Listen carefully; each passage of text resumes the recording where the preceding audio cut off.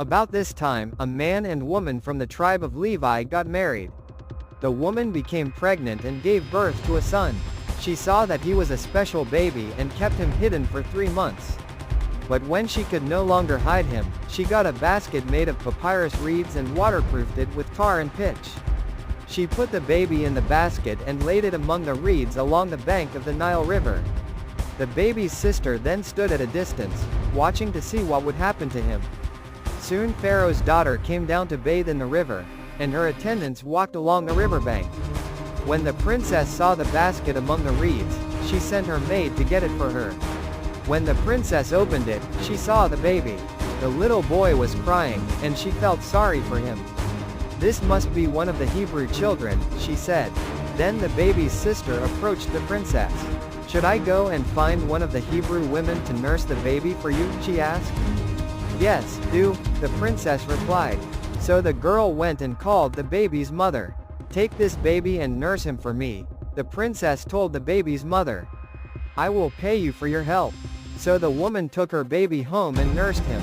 Later, when the boy was older, his mother brought him back to Pharaoh's daughter, who adopted him as her own son. The princess named him Moses, for she explained, "I lifted him out of the water." Many years later, when Moses had grown up, he went out to visit his own people, the Hebrews, and he saw how hard they were forced to work.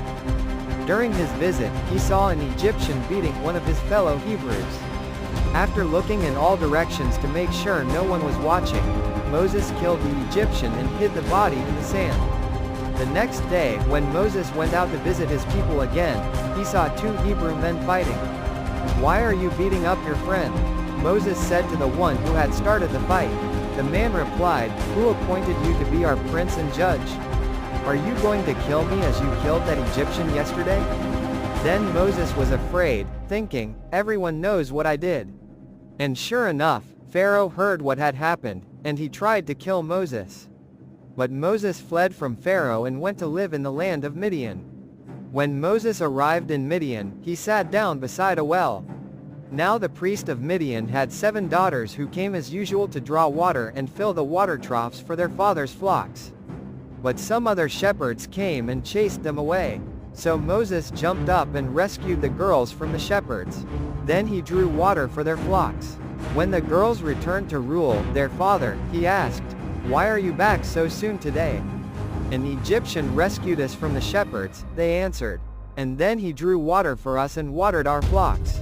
"Then where is he?" their father asked. "Why did you leave him there?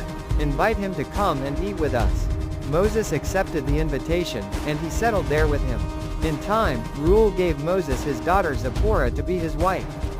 Later she gave birth to a son, and Moses named him Gershom, for he explained, "I have been a foreigner in a foreign land."